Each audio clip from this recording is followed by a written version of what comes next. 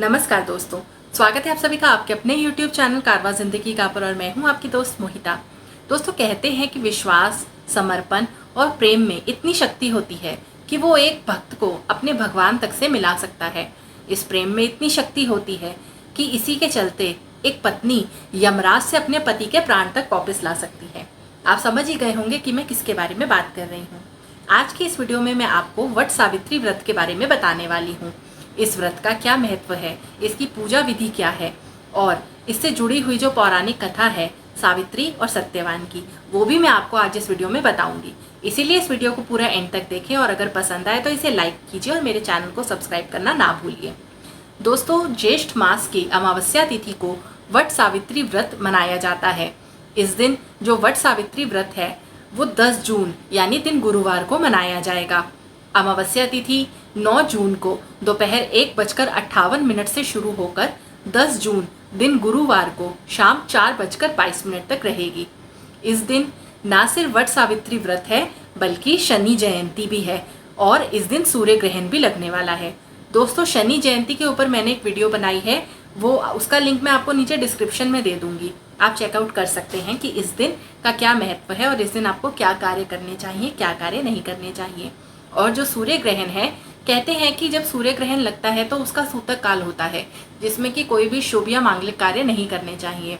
और ये जो सूर्य ग्रहण 10 जून को लग रहा है वो इस साल का पहला सूर्य ग्रहण है।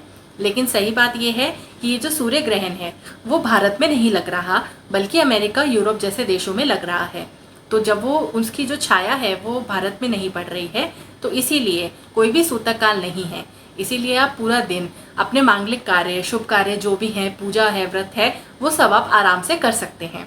तो आइए बात करते हैं वट सावित्री व्रत के बारे में। दोस्तों, वट वृक्ष यानी जो बरगद का पेड़ होता है उसको अक्षय वट भी कहा जाता है। इसी जो वट वृक्ष के नीचे सावित्री ने अपने पति सत्यवान को जीवित किया था, इसीलिए इसे वट सावित्री कहा जाता है। अब इस जो व्रत है इसका महत्व क्या है, ये सुहागिन स्त्रियां अपने पति की लंबी आयु के लिए रखती हैं और जिन्हें संतान नहीं होती वो संतान प्राप्ति के लिए भी इस व्रत को रखती हैं। पर सबसे ज़्यादा अहम बात यह है कि इस दिन औरतें अपने पतियों की लंबी आयु के लिए भगवान से कामना करती हैं। तो आपको ये व्रत ज़रूर करना चाहिए जिससे कि आपके पति की आयु जो है वो लंबी होती है। अब जान लेते हैं कि इस व्रत का जो पारण है वो किस दिन है। वो 10 जून यानी दिन गुरुवार को है। तो इसके लिए आपको क्या करना होता है, सुबह जल्दी उठकर नहा धोकर साफ और सुथरे शुद्ध कपड़े आपको पहनने चाहिए। आप सुहागिन स्त्री हैं तो आपको इस दिन लाल या फिर पीले वस्त्र पहनने चाहिए। अगर आपके पास लाल या पीले वस्त्र नहीं है तो कोई बात नहीं, लेकिन आपको रंगीन वस्त्र पहनने चाहिए और वो वस्त्र जो है वो स्वच्छ होने चाहिए। इसके बाद भगवान की पूजा करके आपको अपने हाथ में थोड़े से चावल और जल लेकर और 1 रुपये का सिक्का डालकर संकल्प लेना चाहिए कि आप व्रत करने वाली हैं और उसके बाद वो जो चावल है आपको भगवान विष्णु जी के चरणों में रख देने चाहिए। उसके बाद में आपको पूजा की थाली सजानी चाहिए जिसके अंदर आपको रोली, मौली, कुमकुम, इसके अलावा सुहाग का जो सामान होता है, श्रृंगार होता है, जैसे चूड़ी, बिंदी, लिपस्टिक, नेल पॉलिश, ये सब आपको उसके अंदर रखना चाहिए। बांस का पंखा रखना चाहिए। अब क्योंकि लॉकडाउन है जैसे और कोरोना का टाइम है, अगर आप बाहर नहीं जा सकते हैं तो जो भी पंखा अवेलेबल है वो आप उसमें इस्तेमाल कर सकती हैं। और अगर वो भी नहीं हो सकता तो आप कागज़ का बना हुआ पंखा भी उसके अंदर रख सकती हैं। इसके अलावा आपको कच्चा सूत रखना होता है, भीगे हुए काले चने रखने होते हैं। जो काले चने हैं वो आप 1 दिन पहले रात को भिगो लीजिए, अगले दिन सुबह आप उसको इस्तेमाल कर सकती हैं। इसके अलावा आपको मिठाई रखनी चाहिए, फल रखने चाहिए और पुष्प रखने चाहिए। धूप और घी का दीपक भी आपको अपनी पूजा की थाली में रखना चाहिए। ये सब सामान लेके आपको वट वृक्ष के पास जाना चाहिए। वट वृक्ष के पास जाके आपको उसकी जड़ में जल अर्पित करना चाहिए। उसके बाद जो ये सारा सामान जो आप सामग्री लेके जाते हैं, जैसे फल, फूल, रोली मोली, जो सब आप लेके जाते हैं वो आपको वट वृक्ष को अर्पण करना चाहिए। इसके बाद में जो कच्चा सूत होता है वो आपको काफ़ी अधिक मात्रा में ले जाना चाहिए। उस सूत को आपको कम से कम 7 बारी परिक्रमा करते हुए बरगद के पेड़ की उस पर, उसके निचला हिस्सा जो होता है उस पर बांधना चाहिए। आप 7, 11, 21, 51 कितनी भी परिक्रमा कर सकती हैं। और अगर आप उसकी 108 परिक्रमा करती हैं सूत बांधते हुए, इसको सर्वश्रेष्ठ परिक्रमा कहा जाता है और इसका बहुत ही विशेष फल भी होता है। इसके बाद में जब आप ये सूत बांध लेती हैं, उसके बाद आपको क्या करना चाहिए, वहाँ बैठ के आपको सावित्री और सत्यवान की कथा सुननी चाहिए और आपको बरगद के पेड़ को उस पंखे से हवा भी करनी चाहिए।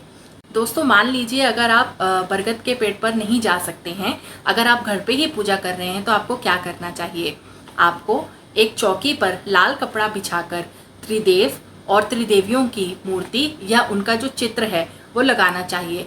देखिए माना जाता है कि जो वट वृक्ष होता है उसमें त्रिदेव का वास होता है, ब्रह्मा विष्णु महेश तीनों उसमें निवास करते हैं। इसीलिए हो सके तो वट वृक्ष की एक शाखा तोड़कर आपको गमले में लगा लेनी चाहिए और उसी से पूजन करना चाहिए। और वहाँ पे जब आप त्रिदेव और त्रिदेवियों की मूर्ति या उनका चित्र स्थापित करते हैं, वहीं पास में आपको तुलसी पत्र और थोड़ा सा गंगा जल भी रख देना चाहिए। जो भी पूजन विधि है आप वहाँ पे संपन्न कर सकते हैं। तो आइए अब जान लेते हैं कि इससे जुड़ी हुई कथा के बारे में। दोस्तों पुराणों के अनुसार एक राजा थे जिनका नाम अश्वपति था। वो मद्र देश के राजा थे और उनकी पुत्री का नाम सावित्री था। जब सावित्री विवाह के योग्य हुई तो सावित्री के पिता ने उसे अपने लिए योग्य वर खोजने के लिए कहा। सावित्री कुछ सैनिकों के साथ जंगल में चली गई और अपने लिए सुयोग्य वर खोजने लगी। जब वन में वो जा रही थी तो उसने अपने लिए द्युमत सेन के पुत्र सत्यवान को पसंद कर लिया। राजमहल वापस आकर उसने अपने पिता को सत्यवान के बारे में बताया। वहाँ पर नारद जी भी उपस्थित थे। नारद जी सावित्री की बात सुनकर हैरान हुए और उन्होंने राजा अश्वपति से कहा कि सत्यवान तो अल्पायु है, यानी उसकी आयु बहुत कम है और वो 1 साल के अंदर उसकी मृत्यु हो जाएगी, इसीलिए सावित्री को उससे विवाह नहीं करना चाहिए। लेकिन फिर भी सावित्री ने उनकी बात नहीं मानी और उसने सत्यवान से विवाह कर लिया। सावित्री के जो सास ससुर थे वो पहले उनका एक बहुत बड़ा राज्य था, उनके पास धन की कोई कमी नहीं थी, लेकिन कुछ ऐसी परिस्थितियां हुई कि उनका सारा राजपाट उनसे छिन गया और वो दोनों अंधे हो गए, वो नेत्रहीन भी हो गए, उनकी आंखें चली गई, आंखों की रोशनी चली गई। तो शादी के बाद सावित्री अपने पति सत्यवान और सास ससुर के साथ जंगल में एक कुटिया में रहने लगी। 1 साल उसने अपने सास ससुर की और अपने पति की खूब सेवा की। फिर वो दिन आया जब सावित्री को पता था कि उसके पति सत्यवान की मृत्यु होने वाली है। उस दिन सावित्री सत्यवान के साथ ही वन में चली गई और जैसे ही सत्यवान लकड़ी काटने के लिए पेड़ पर चढ़ने लगा तो अचानक से उसके सर में बहुत तेज दर्द उठा और वो अपना सर पकड़कर वृक्ष के नीचे वहीं पर अचेत हो गया। वो वट का वृक्ष यानी बरगद का पेड़ था। तो जो सावित्री थी उसने सत्यवान का जो सर था वो अपनी गोदी में रखा। इतने में सावित्री ने देखा कि यमराज अपने भैंसे पर सवार होकर आए हैं। वो सत्यवान की जीवात्मा को लेकर दक्षिण दिशा की ओर चल पड़ते हैं। ये देखकर सावित्री भी उनके पीछे पीछे चलने लगती है। तब यम जी उसे कहते हैं कि सावित्री, एक मनुष्य एक समय तक ही अपनों के साथ जा सकता है। अब सत्यवान की मृत्यु हो गई है, इसीलिए अब तुम इसके साथ में नहीं जा सकती हो। तो सावित्री ये सुनकर फिर भी उनके पीछे पीछे आती रहती है। उसकी ये निष्ठा देखकर अपने पति के प्रति जो यमराज होते हैं उनका हृदय पिघल जाता है। तो वो बोलते हैं कि अच्छा तुम मुझसे कोई एक वर मांग लो। तो सावित्री कहती है कि मेरे सास ससुर नेत्रहीन हैं, उनकी जो आंखों की दृष्टि है वो वापस आ जाए। तो यमराज तथास्तु कहकर आगे बढ़ने लगते हैं और क्या देखते हैं कि सावित्री भी पीछे पीछे चल देती है। यमराज कहते हैं तुम सत्यवान के प्राणों के अलावा मुझसे और कोई भी वरदान मांग लो, मैं तुम्हें दे दूंगा। सावित्री कहती है कि मेरे सास ससुर का खोया हुआ राज्य उन्हें मिल जाए। यमराज कहते हैं तथास्तु और वो आगे बढ़ने लगते हैं। तब भी वो पीछे मुड़कर देखते हैं तो सावित्री पीछे ही आ रही होती है। तो यमराज उससे कहते हैं कि सावित्री तुम क्या चाहती हो, तुम अपने पति के पीछे क्यों आ रही हो ऐसे। वो उसकी निष्ठा देखकर, उसका प्यार देखकर, अपने पति के लिए उसकी पति भक्ति देखकर बहुत ज़्यादा उनका दिल पिघलता है। तो वो उसे कहते हैं अच्छा ठीक है, तुम मुझसे कोई एक वर और मांग लो। तो सावित्री कहती है मुझे आशीर्वाद दीजिए कि मुझे सत्यवान से 100 यशस्वी पुत्रों की प्राप्ति हो। यमराज तथास्तु कहकर चलने लगते हैं। फिर वो पीछे मुड़कर देखते हैं तो सावित्री आ रही होती है। तो यमराज कहते हैं कि सावित्री अब मैंने तुम्हें मांगे हुए सारे वरदान दे दिए, अब तुम पीछे क्यों आ रही हो। तो सावित्री कहती है कि प्रभु आपने मुझे आशीर्वाद दिया है कि मुझे सत्यवान से 100 तेजस्वी पुत्रों की प्राप्ति होगी, लेकिन जब सत्यवान ही नहीं होंगे तो मेरे पुत्र कैसे होंगे, इसीलिए मेरे पति के प्राण लौटा दीजिए।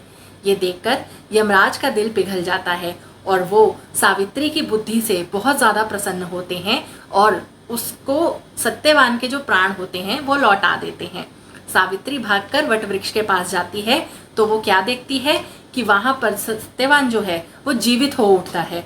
वो सत्यवान को पानी पिलाती है और खुद भी जो वट वृक्ष होता है उसकी छोटी लाल कोम्पल जो होती हैं, उसकी कलियां जो होती हैं, उसको खा के पानी पी के अपना व्रत खोलती हैं। तो दोस्तों, जब आप वट सावित्री का व्रत करते हैं आपको पूरा दिन निर्जल रहना होता है, लेकिन जब आप वट वृक्ष की पूजा कर लेती हैं, सत्यवान और सावित्री की कथा आप सुन लेती हैं, उसके बाद में उन्हीं कलियों, उन्हीं कोम्पल को आपको निगलना होता है पानी के साथ और उससे आप अपना व्रत खोल सकती हैं। तो दोस्तों, ये व्रत ये दिखाता है कि एक पत्नी ने कैसे अपनी बुद्धिमत्ता से, अपनी निष्ठा, अपने प्रेम से अपने पति के प्राण यमराज से वापस ले लिए। साथ साथ उसके सास ससुर की आंखों की रोशनी भी वापस आ जाती है और उन्हें अपना पूरा राज्य भी वापस मिल जाता है।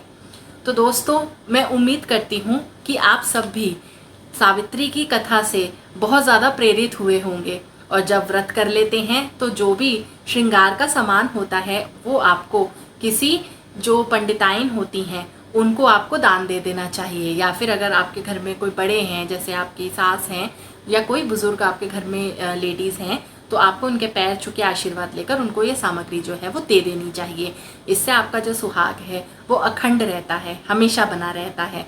तो उम्मीद करती हूँ कि हम सभी मिलकर सावित्री का ये व्रत ज़रूर करेंगे और उनसे प्रार्थना करेंगे कि जैसे उन्होंने अपने पति की रक्षा की, उनके प्राणों की रक्षा की, वैसे भी हम भी इतने काबिल बने कि हम भी अपने पति की लंबी आयु के लिए भगवान से सदैव दुआ करें और अपने पति की लंबी आयु का आशीर्वाद भगवान से ले सकें। अगर आपको वीडियो अच्छी लगी हो तो कमेंट बॉक्स में जय श्री हरि ज़रूर लिखिएगा। फिर मिलती हूँ आपसे एक नई वीडियो के साथ। तब तक के लिए धन्यवाद दोस्तों।